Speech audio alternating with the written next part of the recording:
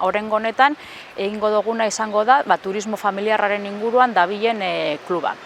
Klub honek egingo dauena izango da, gai honetan parte hartu gura daben enpresekaz batera, zelan jorratu gai hau enpresatan. Helburu bakar bategaz, bezero gehiago, era hobean hartatzea bezero honekaz.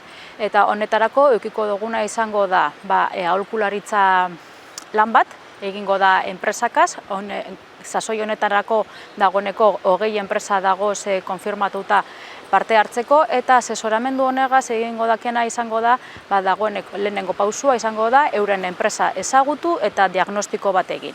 Ikusi zer egiten den edo zer egiten daben gai honen inguruan euren egunean, eta ondo dagoena sustatu, eta hobekuntzak behar dabezan gaietan, hobekuntza mailak jarri, eta gero jarraipen bat egingo jake. Honegaz batera promozio bat espeziala edukiko dabe, euren produktua, euren enpresen jardunaren inguruko barri emoteko gizartean.